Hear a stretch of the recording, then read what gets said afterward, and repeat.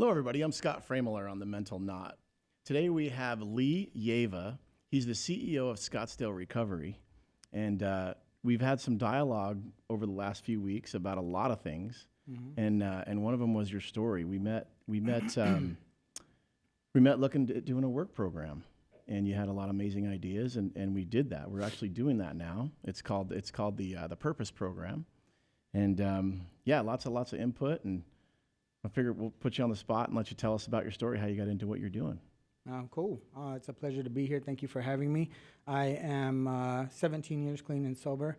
I started my journey into recovery. I was actually a homeless alcoholic and drug addict living off the streets of Torrance, California. And I was at a position in my life to where I had no real desire to live. Every night before I would fall out, I would always pray and just ask God, please just take me. I don't want to hurt anymore. And every morning when I woke up, I would be pissed off that I was still here. So the culmination. You know what? of We events, smile at that and laugh, but that's not funny. But at the same time, one of the things that I've utilized to my benefit is to be able to take that pain and turn it into power, take that trauma and turn it into triumph.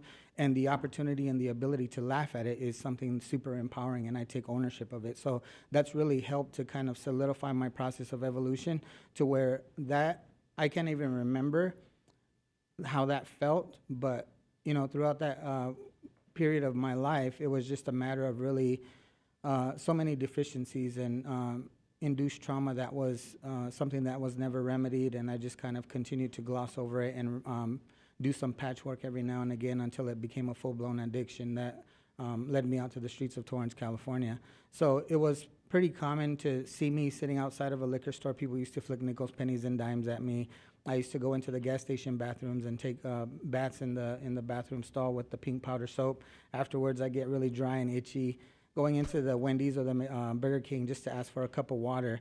And even that was something that they would hand me a cup very similar to the one that's on the table, and I would take that cup and they would watch me and then make it a point to let me know that you're not worth anything more than water, right? And Like they'd don't even take pop or anything out of there. So basically I'd go over there and they'd make sure to just make sure that I was fully conscious of the fact that I wasn't entitled to anything else, right? So they would say, just water, you know what I mean? So I'd end up getting there and I'd just be like, I'm so dehydrated, I don't even want anything but water. But, just coming from that position in my life to where I am now has given me a true appreciation for what life actually represents and what it means. And the opportunity that I have to represent Scottsdale Recovery as a CEO now is something that, I take wholeheartedly, and I have a deep respect for the recovery industry. And I think that just having that personal experience and having gone through everything that I've gone through, there was a period in my life where I would throw up my arms and just be like, God, why me? Why does this have to be my life? But in reality, it was a perfect opportunity, and it was a training period for me to be able to do what I do present day. And at that time, when I came into recovery, it was just a matter of like, why not me? I'm the perfect candidate for this. I've been through sexual abuse. I've been through homicide, suicide, alcoholism, drug addiction, homelessness. I've been through the whole spectrum. Divorce. Everything. Yeah. And so when I come into the recovery industry, it was a perfect opportunity for me to utilize those things and be of service to people. And so there isn't rarely anything that people can come and talk to me about that I haven't dealt with and addressed personally, and I can give them a blueprint on how to remedy the situation, the trauma, whatever it might be. And so, I just think that looking at it from that perspective, and instead of being a victim to it and becoming a victor, utilizing the exact same experience has been really beneficial. Well, you're in a position to make a lot of change and help a lot of people too. Yeah. When I first met you guys, that was really cool that you let me come in, kind of off the street, so to speak. You didn't really know who I was. And I was like, shit, Lee's a smart son of a bitch. Like, you were smart. Oh, thank I was you. like, wow, that's really cool. You know what you're doing. And I guess the point of the compliment too is saying that, wow, you were once on the street. You know what I'm saying? And there's another, I met a few people that were homeless for a while, and one of the things they said is they're like, man, you can't get food on the street, so your brain starts to shut down. Like, your brain shuts down first, right? Like almost like an anorexic, like an eating disorder type of deal, where your frontal lobe shuts down, you lose your personality, your reasoning, all that kind of stuff, and it becomes like a normal thing for you to go to, McDonald's or whatever and get a cup of water type deal and think that's normal and think that's like how you're going to survive, right? But you actually need food, It's insane. And when you're on the street, you get a little bit savvy about where to go. College campuses are a great place to get food because they'll order a whole pizza and leave half of it in the box and just toss it out. And that's kind of the position that I was in, to where I became savvy enough to recognize, like, where do I need to go? Where am I going to find my next resource? Not just for drugs and alcohol, but also sustainability as far as food and water. So, you become very equipped to you're very resourceful. Alcoholics and drug addicts are some of the most ingenious people you'll ever meet. They're the kind of people that can turn a vase into a bong, a toilet paper roll into a steamroller.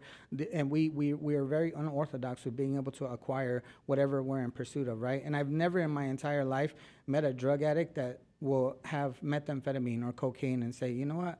I don't have a pipe. You know what? I'm just going to save this meth for a rainy day. You know what I mean? That's not going to happen. But what does happen, they'll figure it out. And that's why I think that people in the recovery industry are really powerful resources to be able to step outside the box and become unorthodox with their approach to wellness. And I think that's is more than beneficial. And I think people just don't recognize the benefit of those qualities and utilize them in the service of recovery. Yeah. One of the things that really interests me about the recovery centers, and yours specifically, is that you guys aren't just like, hey, alcohol and drugs are bad. Mm-hmm. You talk about the why. Mm-hmm. You explore the why, mm-hmm. right? Like, why are you guys actually doing this? Why do you feel this way? Why would you be suicidal? Why would you take drugs? Why would you do alcohol? And that's a powerful thing, because you're actually fixing the problem, right? You're being proactive instead of reactive. And that's a key element to all mental health.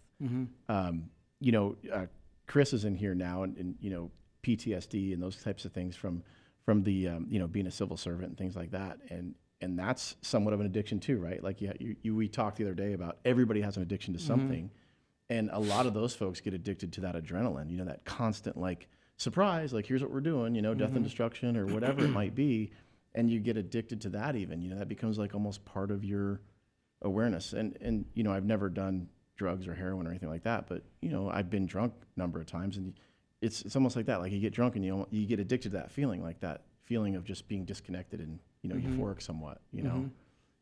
So like you were saying, everybody has an addiction, and you guys explore that in your program also, which is huge. Yeah. Right. And then you get into relationships and all that kind of stuff. We talked about your divorce a little bit, and you said, if I remember right, you said something about the folks that work there, most of them don't have a relationship after or something like that. How'd that go? Because of healing and all the... Oh, yeah. Typically in the recovery industry, they encourage that you stay committed to self for at least a year. And so when I came into recovery, one of the first things that I did was divorce my wife, which it didn't make a lot of sense. From a logical perspective, I could have went back to California. I could have went back to my home. I could have went back to my wife. I could have went back to my occupation. And at that time, my wife was very proactive in reaching out to my employer and saying, hey, he's off, he's getting help. And, if he comes back and he finishes his program, do you think he could come back and get his job back? And they were like, you know what, we're really proud of him. As long as he comes back, he commits to that program, and he comes back and he's sober, we would be more than happy to give him his job back. And so I had this opportunity at the 6-month time period to where I had to reevaluate. And everybody was like, man, go home. You got the cars, you got the job, you got the home, the wife. Like, why wouldn't you go home? That didn't mean shit, though, did it? It didn't, because I knew that if I went back to California that I would relapse, because she was my enabler. If I crashed the car, she'd buy another one. If I lost my job, she'd get two. If I needed money, she'd give it to me. If I couldn't drive anymore, she would drive me everywhere. And so I knew that if I went back, I was going to get high again. And so at that time, I made the most illogical decision, which was the best decision to make. I went from a 5-bedroom home in California to moving into a sober living, having a roommate, and then having to take the bus every day and going from a 6-figure occupation to $7.50 an hour. Makes absolutely no sense at all, right? But it made sense to me, and it was something that nobody else was willing to do. And when I filed for divorce, again, we spent at least 20 minutes of me just listening to her yell at me about, now that you're the man I fell in love with, now that you're the person that I knew you could be, now that you've gotten clean and sober, now you want to divorce me? And the plain and simple answer to that was, yes, it's my life. What people don't realize is toxic takes toxic. Like, it takes two to be toxic. It's not just one person. Everybody always says that, right? And I learned that from just working with you folks, right? Like, you can't have a toxic relationship and just one person be toxic. It doesn't work that way. Yep. And like you said, she might be toxic, but in a different way, of course, like enabling you. And yeah, that's a tough deal. I'm sure she was like, what the Like now you're all good and now you're bailing.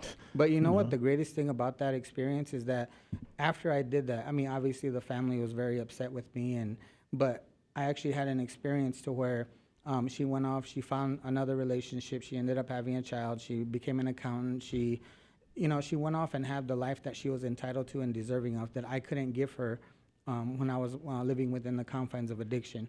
And so me having enough courage to be able to relinquish that relationship and absolve myself from any kind of, to perpetuate the harm that I was inducing in that relationship, it gave her an opportunity to have the life that she has now. You know what I mean? But I would have, yeah, exactly. But I would have never known that had I not taken that chance, the belief in myself and taking a leap of faith and just trusting that we both had the opportunity to embrace a life that we were both entitled to. And maybe, I mean, we were married for 7 years, but I think that in that time, it was very toxic. We were both very young. We both took a chance on one another, and it did what it did. But at the same time, it was something that when I had that opportunity and I really made a conscious decision to leave, I knew that our lives would improve. You know what I mean? And hers improves, as did mine, and I don't have any regrets. Yeah, it's almost like a rocket. Like when people get out of a toxic relationship, it's like it changes. You can watch them change. And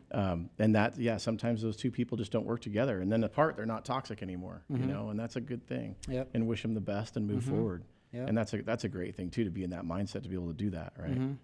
When you started, like as an addict, did you start with alcohol? Was it a gateway thing, and then you got into other stuff? Or? Yeah. So alcohol. I mean, again, from a logical position, I should have known from my very first experience. The very first time I touched alcohol, I ended up in jail. And back home on the reservation, they don't house. There's not two separate units for juveniles and adults. They house you in the same complex, so you're in there with adult males, right? And so I went in, and I was arrested for public intoxication, assaulting a police officer, and disorderly conduct. This is the first time you drank? Yes. Wow. And the reason being is that I never had a relationship with alcohol, and the only thing that I had seen was people drink beer. And so I watched my father and other people guzzle beer, right? And so my first experience with alcohol was actually with vodka. And I didn't know the distinction. I didn't know the difference between vodka and beer. So I did the exact same thing. So I just slammed it. And the guys that I was with were like, "Hey, calm down, man. You take it easy. It was a long night, right?" Yeah. And I was just like, don't worry about me. I know what the fuck I'm doing, right? So I do it again, and they're just like, "Hey, calm down." But before long, I was super intoxicated. And one thing led to another, and I ended up getting into an altercation with some police officers, and I went to jail. And that should have let me know, maybe this isn't the right path for you. This is something that you shouldn't engage in again. But the weird thing about it is that when I went to jail, that following Monday, I went back to school, and everybody had known that I was in jail. And it was almost glorified. I came into school, and everybody's like, "Oh, what was it like? Oh, my God, you were in jail. How long were you?" Yeah, basically. That's messed up. And so it kind of redirected my attention to like, oh, so if I want respect, if I want some, validation, and if I want people to celebrate me, then I got to continuously be this bad person, right? And so that was just the first of multiple incarcerations throughout the entire United States. But that first interaction with alcohol was the one that should have let me know. But then it went from alcohol to marijuana to LSD to cocaine to methamphetamine, so on and so forth.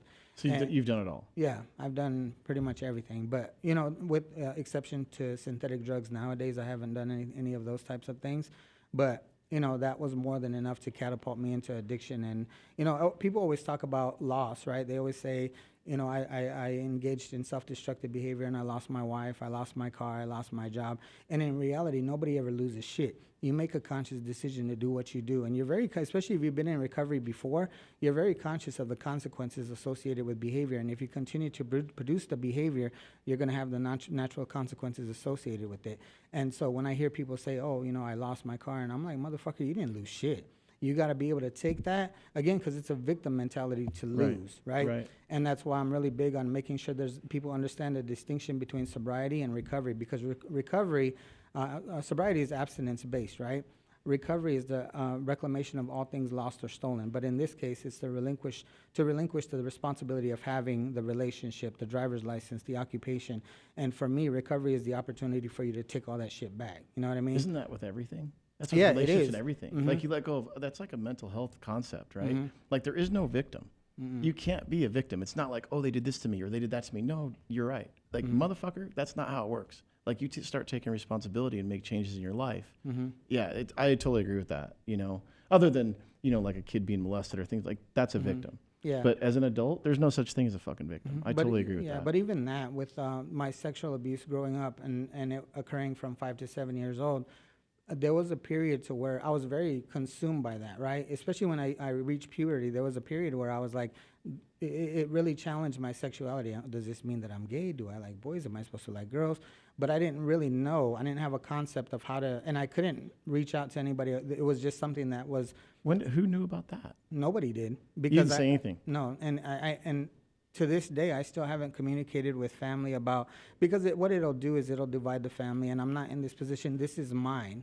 Right. It's not for anybody to have an opinion. It's not anybody to create some dialogue around like, oh, well, so-and-so did this and so-and-so did that, and have a divide in the family. It's more of a personal responsibility on my part to utilize that trauma and to empower people that have gone through a similar experience. And for me to be able to do that, there was a period, again, when I reached puberty, it brought up a lot of questions. But instead of succumbing to those questions, really, I just kind of embodied I started to live within the confines of masculinity, and I come from a very male-dominant family.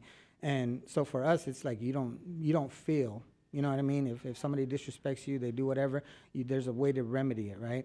And so moving forward with that, I didn't realize how much it really impacted me until I came into recovery. And when I came into recovery, that's when I realized how significant it was. And I had masked it for so long that by the time I came into recovery and I started to really identify the traumas and do something with it, that's when it became really empowering. And I didn't really feel the need to go out and tell people, specifically in my family, about what had happened, because all it's going to do is regurgitate everything from the past and try and answer questions that I don't have the response to. But I do have a response now about what I'm doing with it, how I manage it, how I support people utilizing that personal experience to help them evolve from the same experience. You know, one of the things, let's talk about sobriety a little bit. And you know, well, first, being in a room full of people that are, and we say addicts, right? Mm-hmm. There's no other way to explain it really. But, you know, I was at another recovery center, and we were having a conversation, and we were explaining this work program. And it was funny to me because it was actually funny to me because the only difference between myself and someone in that room is probably luck, right? Like, oh yeah, I got a DUI or whatever, and we judge people by that, or we label them by that, or we say that they're an addict or whatever. And I'm thinking in my head, I'm like, the only reason why I didn't get a DUI is because I'm a lucky motherfucker, right? Because I could have gotten hundreds of them. I mean, you drink 2 drinks here and drive down the road, you can get a DUI, and it's and you shouldn't even say funny, powerful, interesting, amazing that those people are actually being honest with what's going on, right? And being around folks like you and your team and your staff, and then even the folks in the recovery in that program, I'm like, wow, I need to stop drinking. And I'll tell you an interesting story about that is that I never did drugs or anything like that. I don't smoke marijuana or whatever, but and I'm not saying it's bad or good or anything like that, but I've just never done those things. And I always thought like, oh, if I just drink alcohol, like I'm gonna be cool. Well, that became like probably in your situation where it became an excess. It became an issue, and it was an issue. And then finally, like I stopped, and I have control now. I can have 1 or 2 and I'm good, or none and I'm fine. But I've made a point not to drink, and it's powerful because you're way aware. It like you have to actually be conscious. It's fucked up. Like I actually relived some trauma and shit from like a long time ago, some relationship stuff, some stuff from the fire department. But I was like, fuck, this sucks. Like it sucked for a little while. Now it's cool. But like you're saying, man, it's like it's a different deal. It's a totally different deal. Yeah, it's a level of clarity that allows you access to everything that you never wanted to deal with. You know what I mean? And when you come into recovery, it's at the forefront. It's the first thing that you start to think about because it's been masked for so long that when you finally have a level of clarity that will allow it to surface, then you have to do something. I mean, well, you don't have to. You don't have to do shit. You could leave it where it's at, but you'll repeat behavior because there is no change, right? Yeah. But when you have that opportunity and all of these things start to surface, that's when you really recognize, like, oh man, I've been through a lot, you know. And a lot of times people don't even recognize trauma. They can sometimes when we're doing a clinical assessment, they might be asked a question about what sort of traumas have you dealt with and whatnot. And they'll go through and say, well, I was in a car accident, but that wasn't really traumatic, and my parents got divorced, but that wasn't really traumatic. But it is, because it changes the dynamic of who you are, and your process of evolution tends to stunt itself in those moments, and then it'll resurface when you have the level of clarity and recovery to address it. And that's the part that I think is very opportunistic if you choose to take advantage of the situation. But if not, it'll just be one treatment episode after another. And it's kind of like if you went to a treatment program utilizing the clinical assessment, and they put it up on the wall as if it was an x-ray, right? They'll be able to look at that and be like, well, I see that you had some sexual trauma, and that you had divorce in the family, a loss of a loved one, and I see that you never remedied it the first time in treatment. So now you're here again, and we're looking at the same thing, and you still haven't resolved it. And then you end up at the third program, and they're like, Scott, you've been here 3 times, and you still haven't addressed these things, and these are the reasons why you continue to remain sick. And so for us, I'm very linear with my approach with people, and I don't, I always tell people all the time that I'm in a position to be able to expedite the process of healing and undo 30, 24, 17 years of behavior, but I only got 30 days to do it. I don't got time to fuck around with your feelings. I need to be able to get to the point of like, do you want happiness? Do you want certainty? Do you want confidence? Let's teach you how to get there. And obviously you might be 47 years old and in residential treatment, but you're going to feel some kind of way. My responsibility to you is to help you put that aside and help you absolve yourself of that responsibility of nurturing that emotional response to everything, and teach you how to acquire happiness. And then you process that with your therapist and everything like that. But for me, it's very linear. And a simple question, if I was to go into a room of people and I ask them, so by coming into treatment, how long did you anticipate being sober for? And they would be like, well, forever, right? Yeah. And then I'll ask them, how many times have you been in treatment before? And they'll be like, well, this is my 7th time. So what's the difference between the 1st and the 7th, right? And usually they'll say, well, I've been to 100 treatment programs. I've been at Betty Ford. I've been at whatever, right? And I'll tell them, but you've never been here, and you've never worked with me. So this is going to be a different experience, right? And so it is different. Yeah, it is. I've been to a few now, and it's different. It's different because you guys are about the why, like I said. Yeah, that's powerful, man. Yep. And the truth hurts. Like you're saying, it fucking hurts. But you got to be able to put it aside, because the truth gives you accessibility to the freedom. It's freedom from bondage by utilizing the things that have suppressed you for so many years, and you only access that with the truth. You know what I mean? It's funny too, because when you do that, when you start telling the truth, you let go of ego. And once you let go of ego, then it changes how you make your decisions. There's some things that happened recently, and it's all about ego, right? But I can identify it now. I couldn't identify it before. And also being sober, you're very conscious. You don't live in a fantasy world, and you don't sugarcoat things. And I react to things much differently now.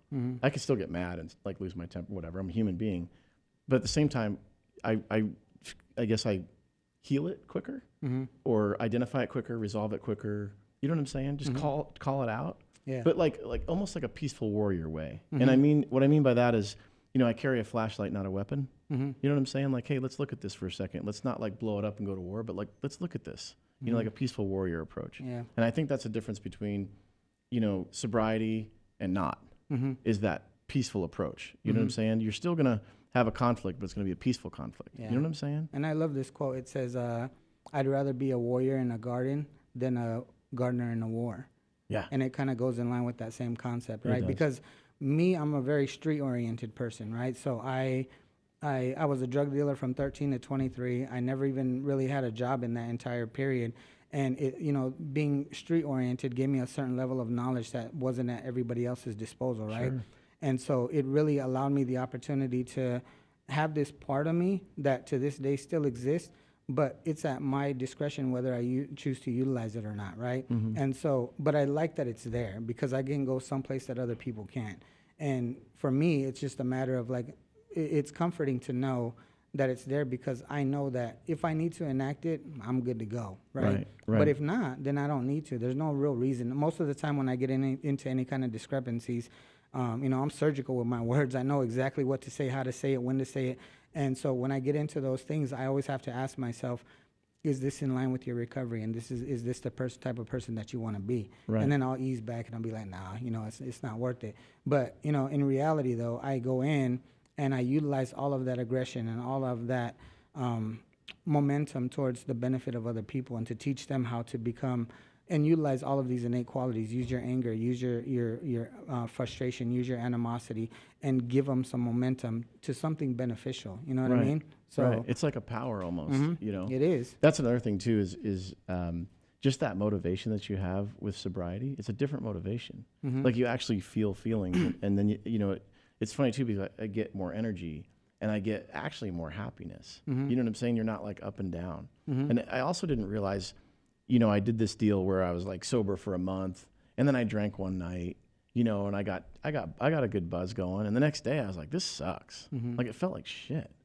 And I didn't. I'm not saying drinking's. I'm not saying some people can totally manage it, but I just realized I was like, man, that really has a huge impact on my life. And I wasn't as happy the next day. I wasn't as like fulfilled the next day. I didn't have as much energy. Now, like I rent a place across the street from a park while I'm redoing my house or whatever, and there's like this big soccer field. I'm like, I want to buy a fucking soccer ball and kick the ball and shit. You know what I mean? Like that's where I'm at. 51 and sober versus just wanting to go home and chill and or go to the bar and socialize and have a beer or whatever, or drink or whatnot. And it's a different deal, man. Yep. And it's super pure. different. It's authentic. You Yeah. know what I mean? And authentic is the word. It's the production of the emotional response to things that, people will come and they'll talk about like, I want to be happy. And then they'll identify like, I would like to feel joy. Yeah. And they'll say, oh, well, never mind. Those are the same thing, right? They're not. They're really not. They're not. No. Happiness is something that can be produced, right? But joy, if I was to kind of give it a distinction, I went to the park with my boys the other day, right? And I got on the swing. And I started to swing for a little bit, right? And and then I had that sinking feeling in my stomach, and I started to get elated, and I was like, "This is joy." Yeah. Because what it did is it prompted a memory of the next thing I wanted to do was pick up a dandelion and blow it. You know what I mean? Yeah. So it invoked that level of joy, right? Because Yeah. I got to feel purity and authenticity and an emotion. And again, it can be produced, but most people don't know how to do it, and they'll utilize that as a measure of comfort to be like, oh, you know what, I want to go out and go dancing, but I just need a couple of drinks first, to loosen up, to feel. You don't need that. Yeah, you don't. You really don't. But you have to learn how to acquire that same position, doing different things. You know what I mean? We had a psychotherapist in here, and she called me out. I think it was the last show we did, and she's like, "So you go to dinner, you order dinner, and you order a drink. What would you order?" And I was like, I don't know, Captain and Diet. And she's like, why? I'm like, I don't know. There's no reason to. And then once I got to that place, I'm like, wow, like I don't actually need that to have fun. I'm actually funner, if that's a word, without it. You know what I mean? I'm like, shit, this is super cool. Like, and to your point too, the other day, me and my son were at the lake, and they have the world's largest slide at Lake Pleasant, just so everybody knows.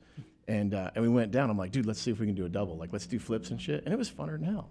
It's super cool. And all these, it was just fun, man. And that's the kind of stuff, blowing a dandelion or swinging on a swing or, 51 years old. And you know what I'm saying? Like, fuck it, go have fun. And that's the key. That's like what that sobriety brings. It brings like that level of confidence,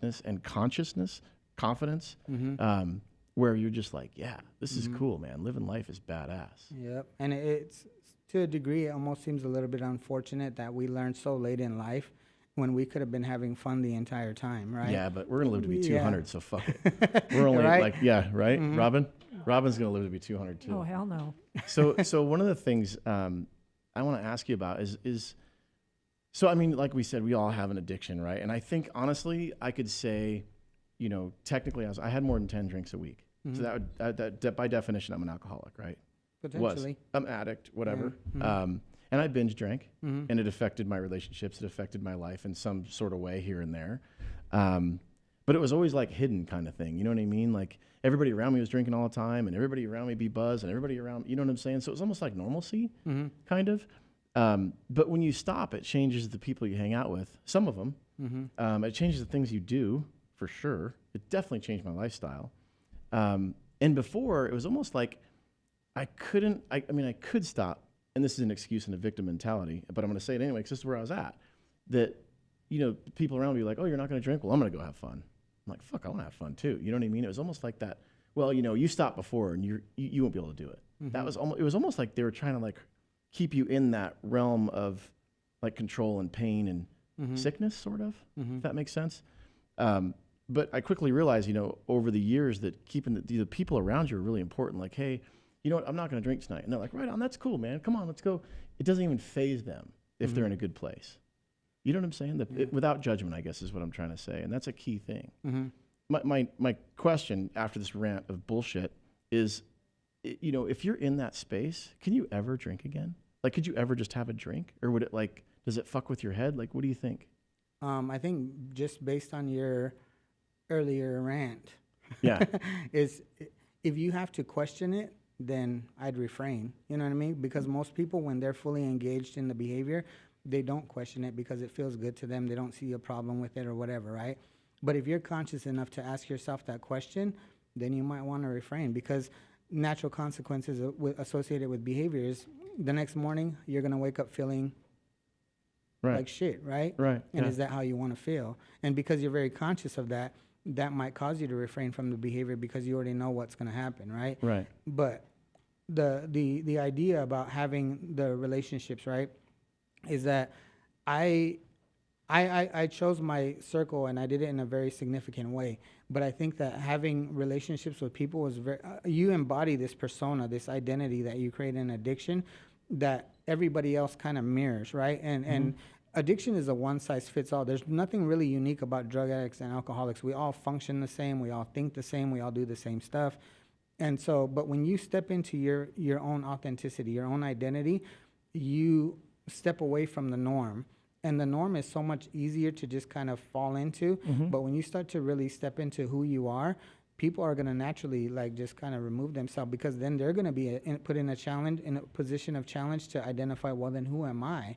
Right. And if they don't have the ability to do that, they're going to say, well, it's pretty common for people to be like, oh, just because you stop drinking, you think you're too good now, or you think you're better than us. Right. But my response has always been, yeah, I've been sick for a long time. And whenever you start to feel better, I'm not trying to go back to where I feel sick again. You know what I mean? Right. So, I'm the oldest of 10 brothers and one sister right in the middle.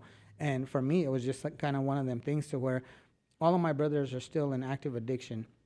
And we unfortunately lost 3 of them to addiction. And so for me and my family, it's been one of those things to where it's just been a constant, a challenge for me to kind of find my place, because I will encourage recovery. I will talk about, and I'm living the life that I said I could.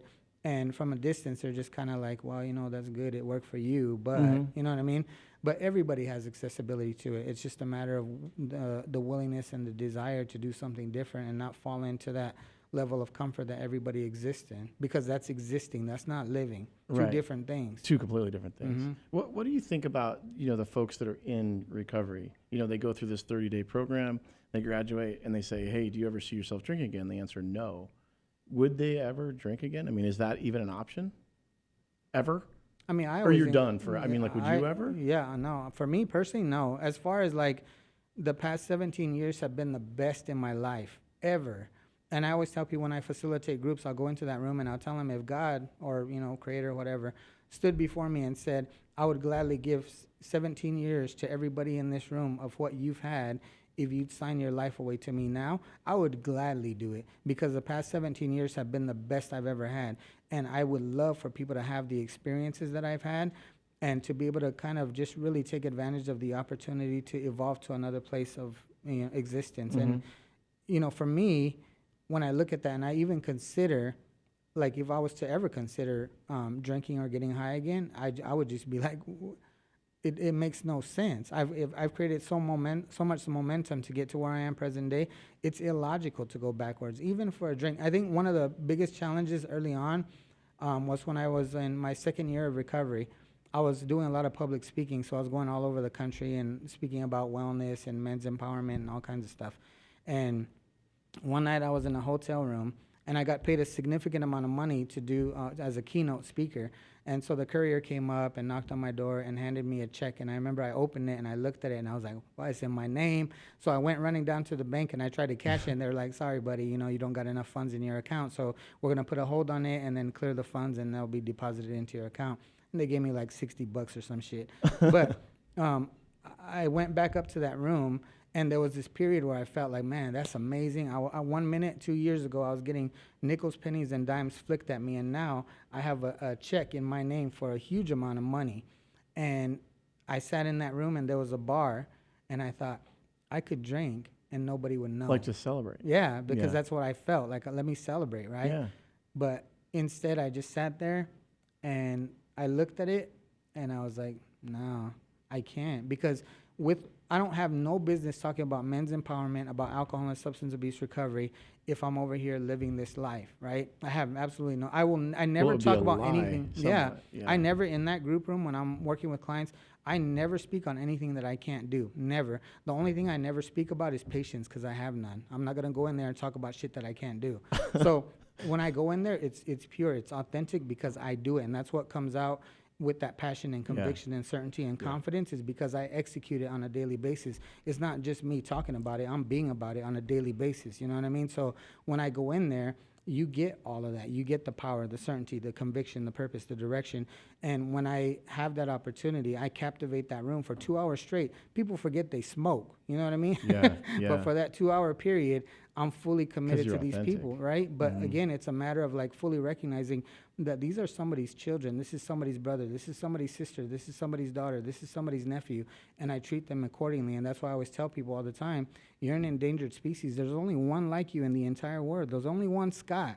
And the only person putting yourself in jeopardy is you. Yeah. And so for me, it's, you know, with this pretty common thing around SRC where we always say, we're going to love you until you learn to love yourself. You know what I mean? Yeah. And so for And all respect yourself. And, because Yeah. when you respect you, other people will respect you. We're Absolutely. very committed to this idea that, you know, so-and-so doesn't respect me or so-and-so doesn't love me.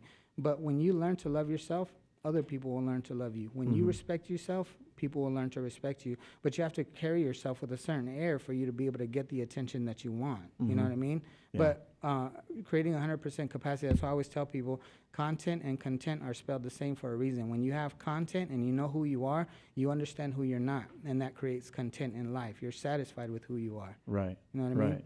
Because, everybody's equal. It's all within us. Absolutely. I agree with that. You know, another question about recovery.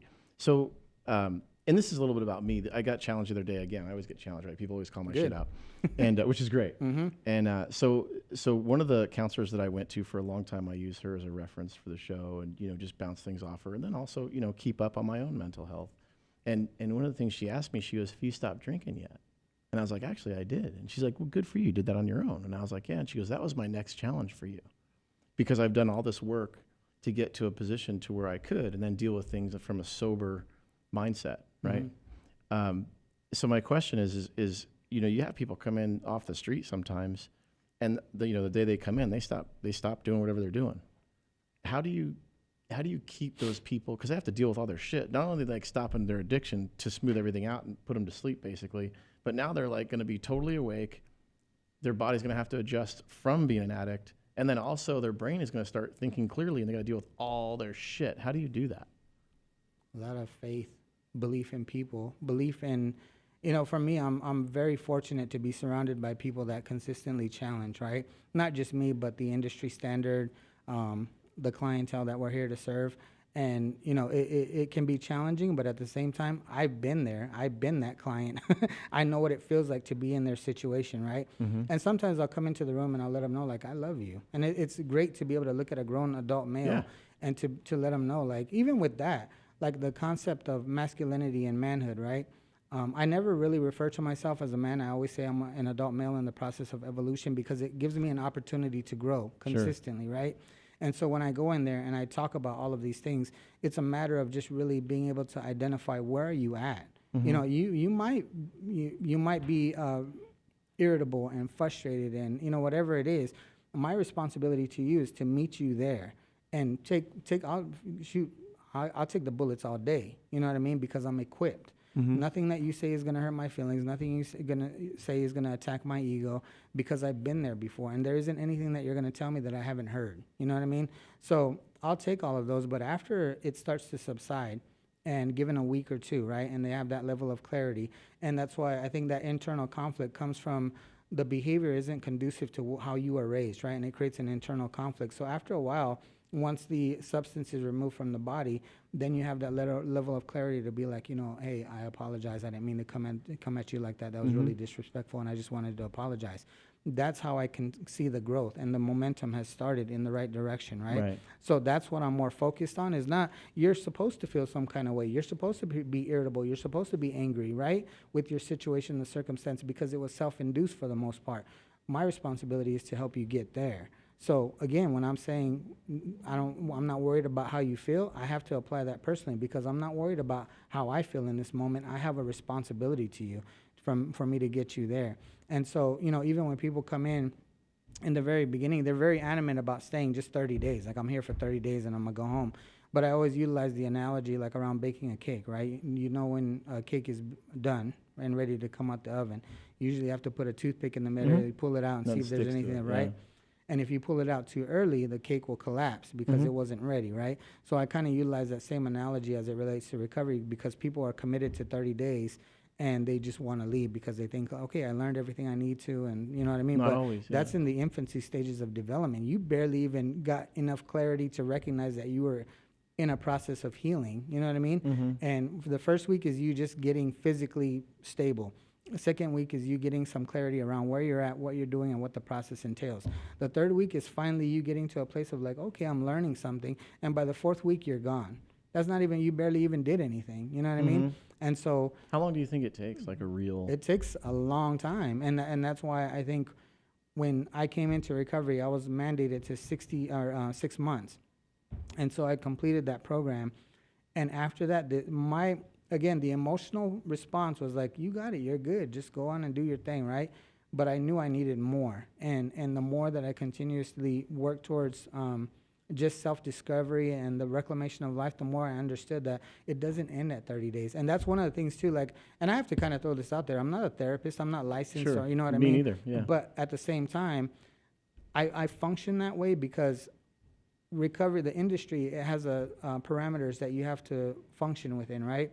And so if I was a licensed therapist, I wouldn't be able to have a relationship with the client beyond that time in treatment, right? Sure. But recovery is a long-term, it's a lifelong thing. And for me, I want to be able to be ingrained in the process of evolution for every individual that I work with. So it allows me the opportunity to do that. I'm not restricted by licensure. The state doesn't have it. It doesn't have me confined within these parameters that I have to abide by, right? And so for me, I do a lot of things just follow-up and just celebrating victories, not just challenges, but victories. And so it prolongs that relationship, which is what I love. Because when you have that, you might not have the people that have the knowledge and information that you need to help you sustain and maintain life. You know what I mean? But I do. And a lot of people at SRC in the program and the recovery industry have that. And it's just a matter of continuously giving it and making sure that you're at 100% capacity so you never go into a deficiency. Right. You know what I mean? So the tools you guys use and everything you said, that applies to trauma addiction, it applies to PTSD. Like everything you guys teach applies to everything. It truly does. Yep. And it doesn't take, it's not, it's not a couple months. It's not a 30-day thing. It's not like, oh, I'm going to go to counseling for, whatever. Shit, I think I've been going to counseling like 6 years. And, Chris, 10. Like that shit lasts a long time, man. Yeah. That's a beautiful thing. And that's how a lot of people even get into this, right? I mean, just even the foundation or, we've all had trauma. Shit, Robin's had trauma. And we've had conversations where everybody has that. And all these tools apply. The tools are the same tools that you can apply to not any situation, but most any situation, right? Yeah. But it's a long-term thing, man. It's a way of life. And that was one of the things that was most surprising to me, right? As you learn more and more about people's stories, number one, but then also like their wins. And then the wins, you're like, holy shit, like you can do that. Like you went from the street getting water at a McDonald's to a CEO. That's bad, right? Like that's, okay, how do you do better than that? You know what I mean? But then you continue to grow and you continue to help people. And that's where the key is like, that's what fills me up. I know that's what fills you up too, right? Like the money's cool, but fucking who cares? It's doing something with your life where you have a meaning, and that's what fills me up. And I know most people are that way, right? Yep. The interesting thing is, we talked about, fire, police, military, things like that. There's a lot of addiction in that world too, that they can't really identify. And we discussed some of it, we won't get into the details, but that's a powerful thing too, because you're almost like locked into this world of hiding kind of deal, right? Like if you actually say and tell the truth, then that could hurt you, like your career, your life, right? And there's this mentality, talking to people in that world, and myself even, is that, man, like I save lives and I do all this stuff, and like, how come I have to suffer now? Like, how come I have to carry this burden and this baggage? And it's because people don't tell the truth. And it's also because they don't have the balls to come out and say, not the balls, that's a poor way to say it, but you know what I'm saying? They don't have the guts to come out and say, you know, hey man, like there's a problem here. Like we need to identify this and make things better. And those are the same tools that you're teaching every day in your facility. And I think that's one of the reasons why, you know, you're there for a reason, right? Like you show up in life for a reason. And, you know, I met you by chance somewhat. And man, I learned so much just, you know, with your team and having you on the show, having discussions aside from that. And kudos to you. You know, you're going to meet with one of the union presidents in the biggest fire department in the state, you know, on Thursday. And that's a cool thing, you know, with your support. But this networking thing, and, you know, you meet people for a reason, like I said, you know, like, oh, hey, I know this guy, and I know this person, and, you know, Rockin' Robin knows a bunch of people, too. You know what I'm saying? But it's that network of people that want to help and make change is powerful. And like you said, you attract what you are, right? Like people that aren't in that mindset fall away. And I have another, I think this is an important question for you. You mentioned how people can start to recover and change. And a lot of times people in their lives, like say you have an addict, they become sober, they want to be better, and the people in their lives hold them to the person that they were as an addict. How do you remedy that? Like, what do you do? It's very hard, especially for the family, to focus on the addiction rather than the person, right? You leave a trail of wreckage behind you in self-destructive behavior that impacts the family dynamic, you know, and the further you move away from that, you know, to give you an example, when I first came into recovery, my mother opened the door to me this much before I went into detox. And her words to me were, this is your life. I'm not going to fight for you anymore. You do with it what you want. And she closed the door, and that was it, right? And I went into detox. Fast forward to 1 year, I was about to get it was my 1 year anniversary in recovery. So I called my mom and I said, hey, Mom, guess what? Today's year 1. I made it. I did it. I'm sober today. I'm going to go to an AA meeting. I'm going to get my 1 year chip. And she was like, that's good.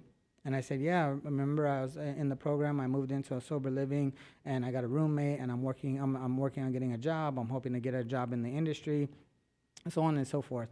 And she was like, that's good. And I was like, okay, well, I just wanted to let you know, right? And I hung up the phone, and I felt a little bit defeated, right? But I was like, okay, well, I have to understand and appreciate what she's been through for the past 16 years, right? And then year 2 came around, and we hadn't talked really in between that time. Year 2 came around, and I did it again. I said, hey, guess what, Mom? Remember that time I was telling you I was going to get a job in the industry? I actually got a job as a peer support. Now I'm a BHT, and they're talking about moving me up to a case manager. I'm saving some money to move out of my sober living and get my own apartment. I'm trying to get my driver's license back, so on and so forth. And the whole time she just kept saying, that's good. That's nice. And I was like, that's all you're going to say? She's still hanging on to the past. Yeah, but, you know, rightfully so, because I hadn't shown anything yet, right? And so I'm on the call, and I said, that's all you're going to say? And she goes, what do you want me to say? You want me to be happy that you got a job? You want me to be happy that you're living independently? You want me to celebrate you for doing what everybody else in the world is doing? You're 27 years old. You're supposed to have a house. You're supposed to have a job. You're supposed to be taking care of yourself. I'm not going to celebrate you for doing what everybody else in the world is doing. And I said, damn, Mom, bye. But well, she was telling the truth. And because she had equipped me, she had raised me the way that the best way she could, right? And so for me, it was a matter of taking all of those things and applying them. And I was doing that 27 years later. And she knew that I was better than that. And she wasn't committed to celebrating because she knew the potential I had to possibly even be where I am today. But she wasn't going to celebrate me until I got there. Now she's like, oh, my son, and my son this, and my son that, you know. But now there's a level of confidence in my recovery because I exude it by my actions and by my behavior, to where there isn't a reserve, there isn't a doubt, there isn't hesitancy, there isn't anything. Those are long gone. And so now it's just a matter of staying focused and committed to that, to where you don't have to worry about how other people receive you, how they feel, what they say, how they judge. It's kind of irrelevant because it's your life. What you do with it is up to you. And the naysayers and the doubters and all of that, they'll come around. And when they do, it's just a matter of acknowledgement. Like, I get why you felt the way you did. I mean, I'm not mad at you. I hold no resentment, but I'm glad that you're here now. You know what I mean? Yeah. Well, the other thing, too, is not like you don't care about what other people think, but what other people think of you doesn't matter. Like, you know, calling your mom and asking her for those accolades. Of course, it's your mom, right? Like, every son wants their mom to be like, hey, you're badass. Yeah, I'm a mama's boy, too. Like, hey, you walked. You know what I mean? Or, you can eat with the spoon or whatever the fuck. But the the funny thing is like now in my life, I would never call and ask anybody for that, right? I would have, maybe even last year I would have. But that's what changed in my life is I don't need that from other people. You know what I'm saying? To have like my self-worth, because I have self-worth on my own.